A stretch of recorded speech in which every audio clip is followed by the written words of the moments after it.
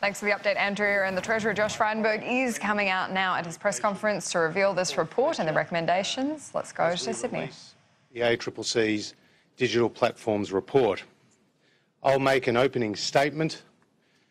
Paul will make some comments, and then we're happy to take some questions. After an 18-month inquiry, the ACCC has released a groundbreaking report into digital platforms.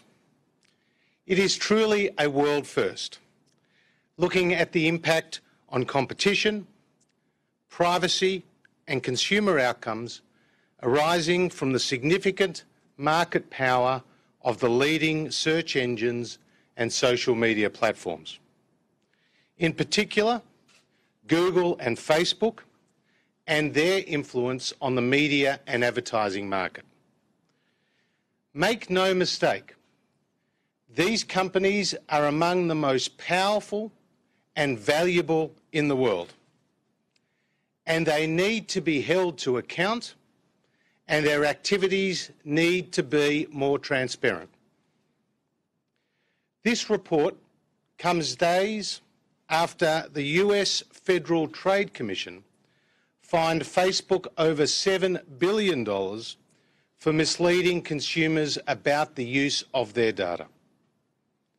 The market power of these companies is immense.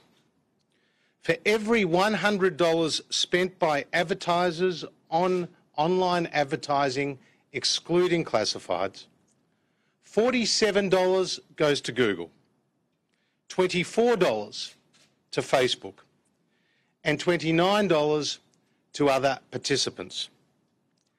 This market is worth nearly $9 billion annually and has increased more than eightfold since 2005.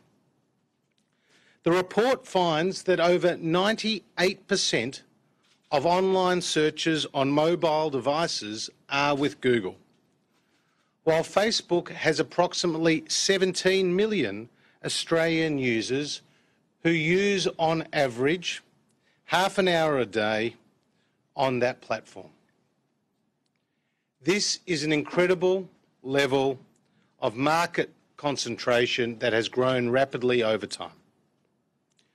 The nature of the services offered by Google and Facebook allow them to collect an unprecedented amount of personal data, which is then monetised by providing advertisers with highly targeted opportunities.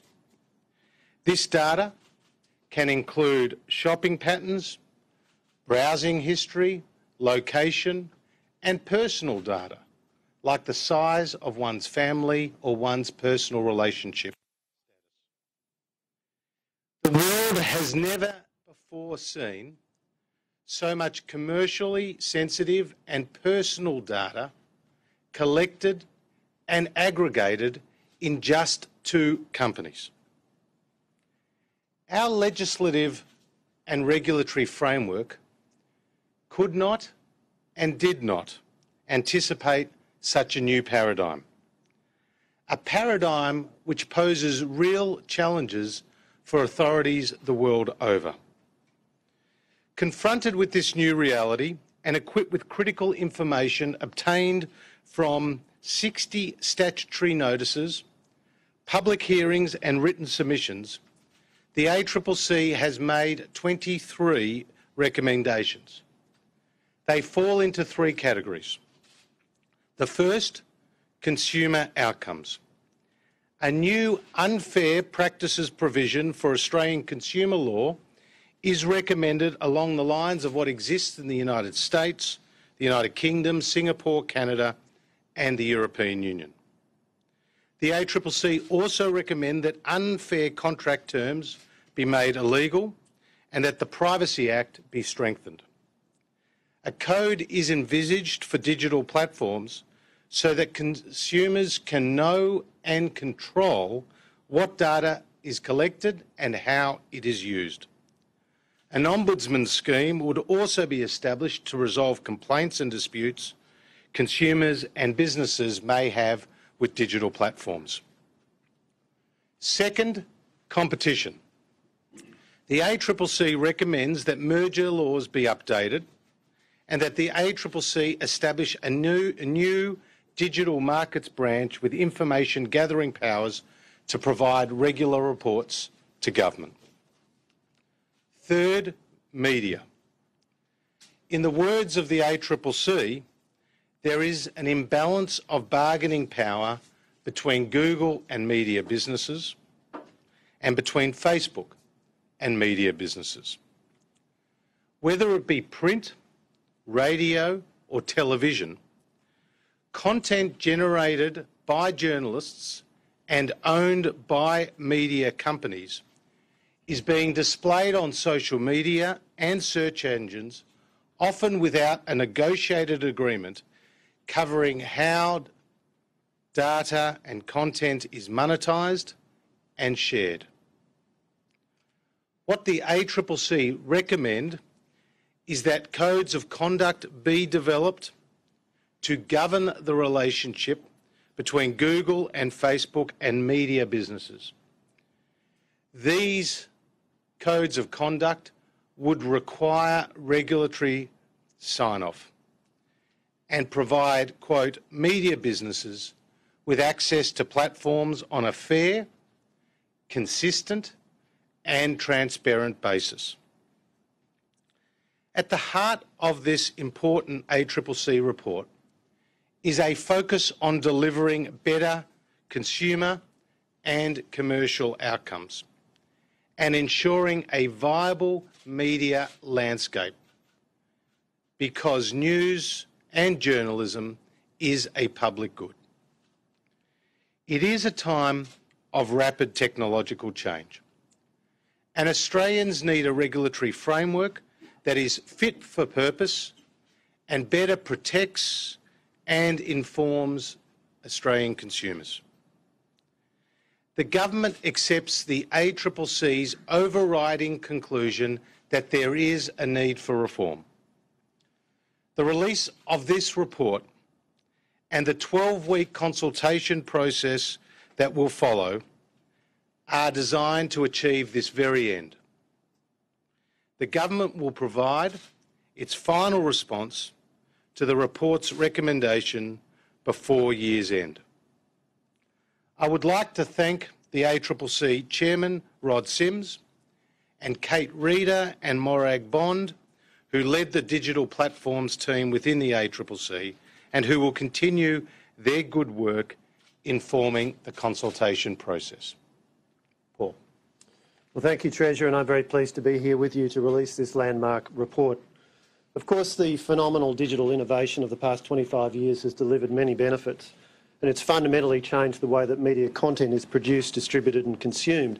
The numbers are quite extraordinary. 19.2 million Australians use Google every month, 17.6 million use YouTube, which is owned by Google, 17.3 million use Facebook, 11.2 million use Instagram, which is owned by Facebook.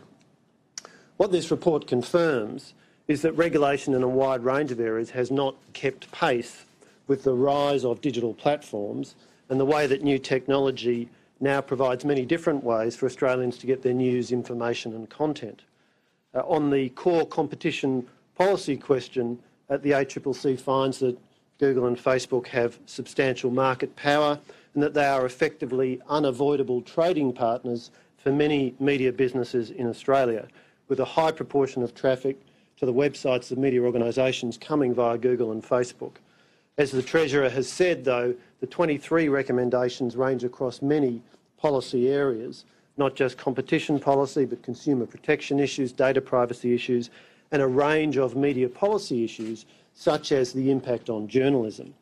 The report contains very detailed analysis of the existing regulatory framework and the differing requirements on traditional media businesses, such as free-to-air television, and on businesses which compete with them, such as internet-based platforms.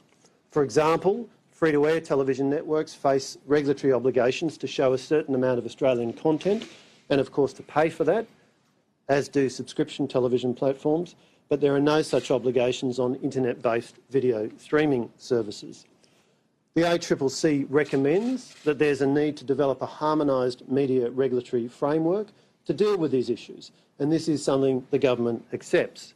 As the ACCC notes, this will be a major exercise and it will need to be carried out in stages. And that work, of course, will form part of the way forward that the Treasurer has announced in considering how we respond to all 23 recommendations, which will first involve a public consultation process.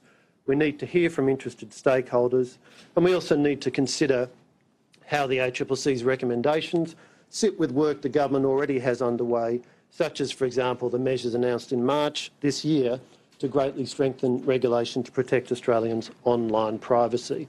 And as the Treasurer said, the government intends to finalise its response to the report by the end of the year.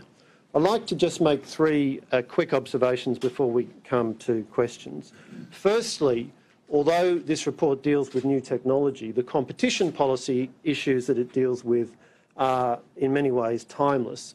When a business has 95% market share, as Google does in search in Australia, that raises questions about whether other businesses are able to compete effectively and, in turn, what are the implications for consumers. Secondly, I'd make the point that over the years, governments in Australia and elsewhere have come a long way in our approach to regulating the internet. As the report shows, internet-based businesses are used by many millions of Australians and they need to be subject to the rule of law.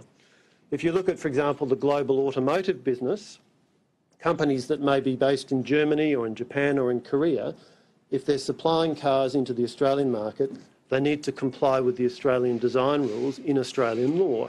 And similarly, global internet businesses offering services to Australian consumers need to comply with Australian law. The last point I'd make is that media regulation in Australia has always considered not just economic policy issues, but also the importance of Australia's cultural identity, and that underpins, for example, requirements in relation to Australian content on television.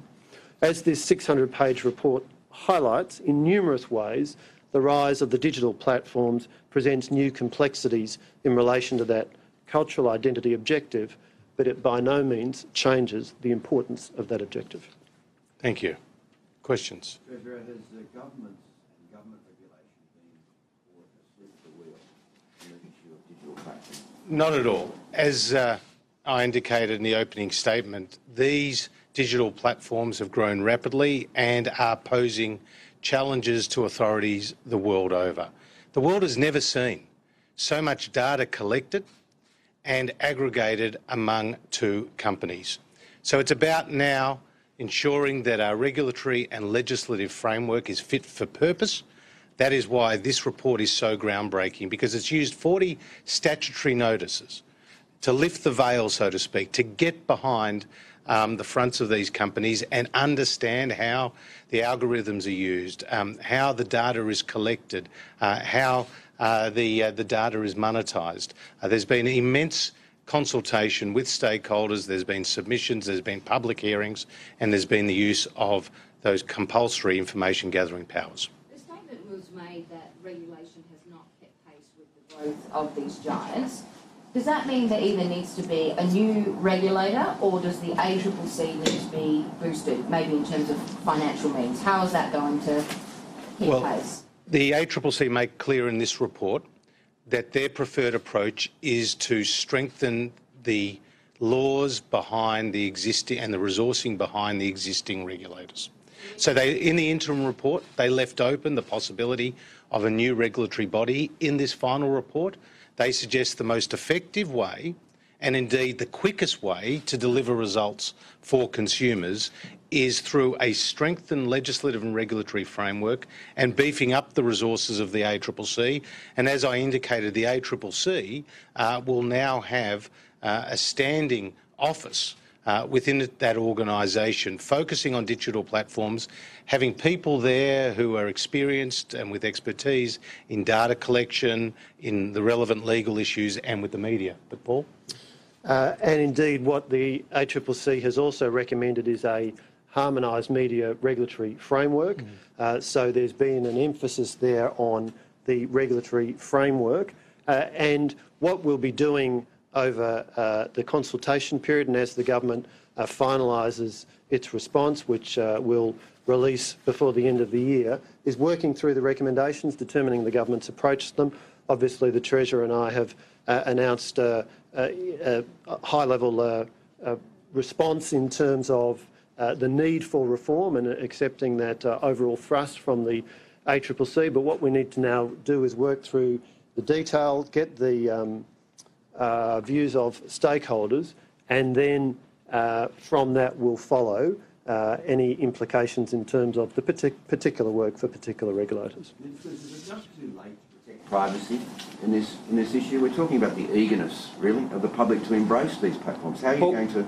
There is no option other than to put in place the right regulatory and legislative regime to protect the public's privacy. Because what this report finds is that so much personal data is being collected without informed consent. It's an extremely serious issue. And what we've seen play out in the US with Facebook being fined that record amount, over $7 billion, is a reflection of how people's personal data is being used, often without their knowledge.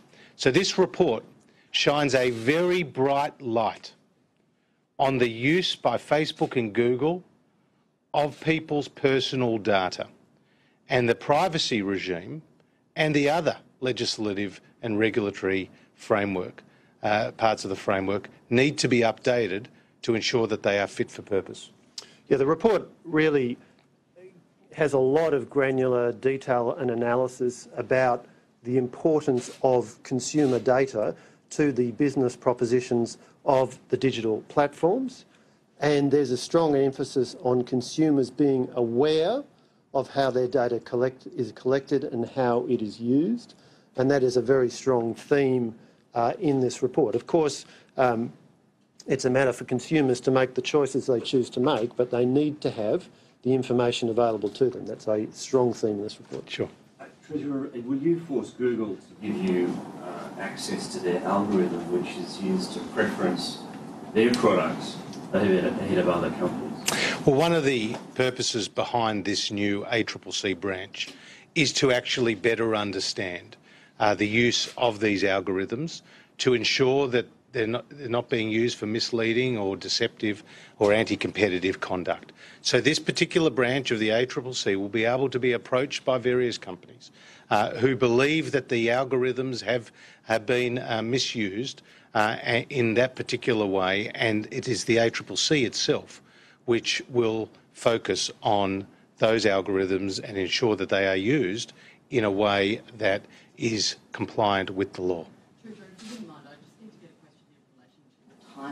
Before we do that, I'm sure there's a few more on... Dash though, so if I could just... So we'll indulge you. Okay, that sure. would be amazing if you could, Treasurer.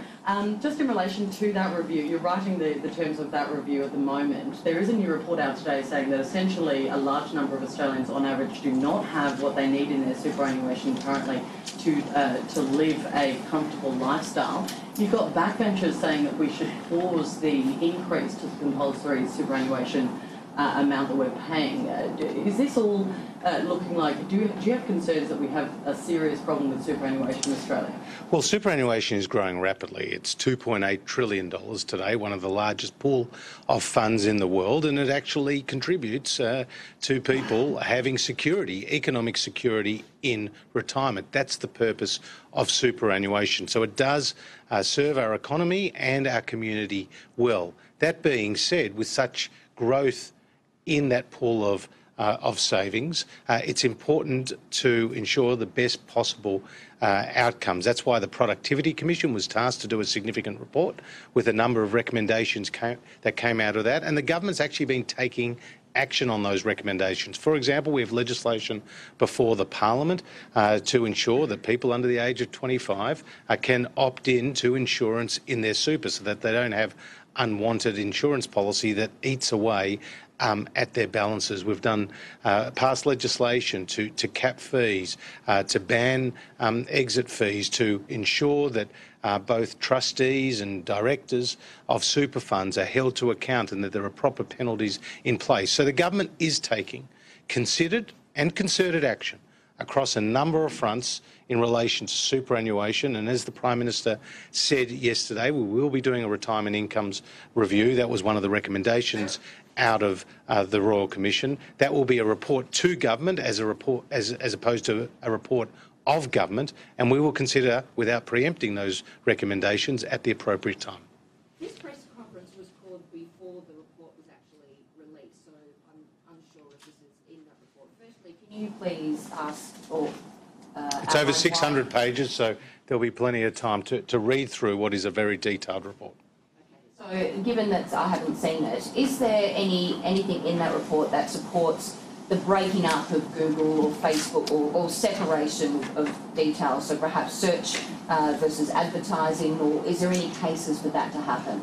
So the report doesn't go down the path of divestment. That is an important point to make. What the ACCC recommend is that the legislative and regulatory framework be strengthened to ensure greater accountability and transparency of those particular organisations. How would a code of conduct deal with the commercial imbalances between media companies, Facebook and Google? One of the biggest gripes of media companies is not getting fairly paid for their content. Sure. Because Facebook and Google can make a lot of money. Well, the whole idea of this code of conduct is to provide a framework around the collection and use of data, but also how that data is monetised. So that is the work that will be done in this particular space, and there's lots of detail on that in the report. And as well, this is a key point that you raise.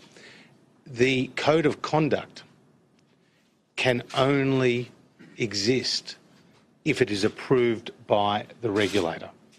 And if the regulator is not satisfied, they can impose a code of conduct. And so this is a very important point. The digital platforms can't write their own code of conduct and that be the end of it. It must be a code of conduct that is actually approved by the regulator, or indeed, if they're not satisfied, put in place by the regulator. And of course, it's worth making the point that that recommendation, along with all of the other 23 recommendations, it will be the subject of stakeholder feedback during the consultation process. There are a lot of details in this area, very complex area. We want to hear from both the platforms and, of course, Australian media businesses in terms of what the ACCC has proposed, so that the recommendations can be fully considered by government. So, Minister, are you actually saying that the Google and Facebook are publishers and broadcasters? Is that what you're saying? What the report says across 23 recommendations is a range of specific things that are proposed, including a code in relation to the negotiation process essentially between Australian media businesses and the platforms in relation to the content of those businesses that is on the platforms. Other than that, I'll let you have a look at the report in terms of those issues of detail. Thank you. Last question. So are there any other recommendations in terms of protecting local media? There are. Yes, there's a number of recommendations which are put forward in terms of protecting local media. There's a suggestion or recommendation in terms of specific funding for local journalism and a range of other specific recommendations. There are some recommendations about digital media literacy and encouraging digital media literacy amongst Australians. So I think those recommendations, again, will be the subject of consultation. The government is interested to see what views stakeholders will have about those. And also a bit of an emphasis too on regional journalism. That is certainly true. Because the numbers are quite startling as to how many local papers have disappeared in this digital age. And of course, we already have a $60 million package in place for innovative regional journalism. Are there any recommendations that you disagree with? I mean, thinking here about the AIM recommendations, you endorsed all of them from the outset. Well, as Paul and I have said, we agree with the overriding conclusion of the ACCC that there is a need for reform. As you will see, there is great detail among these 23 recommendations. Indeed, the Prime Minister is very familiar with this area because it was he, as Treasurer, that commissioned this report from the ACCC. So Paul and myself, the Attorney-General, because obviously the privacy issues are real, the Prime Minister and other members of Cabinet will work through the detail of these recommendations, bearing in mind there were 10 recommendations in the interim report. Now there are 23. A lot of them have been elaborated on and expanded.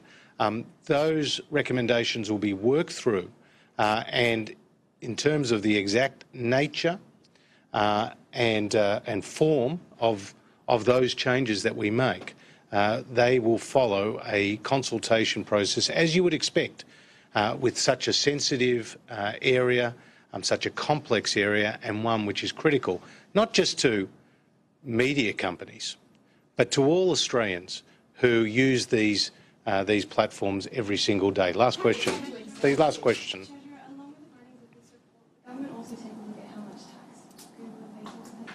Well, the issue of tax is a different one that wasn't looked at in this report. And as you know, we're working on this issue of a digital tax through the OECD. It's otherwise known as BEPS 2.0, base erosion profit shifting reforms that we have implemented. But now this is the second stage of that, and the Prime Minister and I have been engaged through the G20 process on these issues. And we've put already a number of policies in place, legislated changes through the Parliament to ensure the integrity of our tax system. But the issue of a digital tax is not one that was covered in this report, but certainly is one that the government remains very much focused on. Thank you.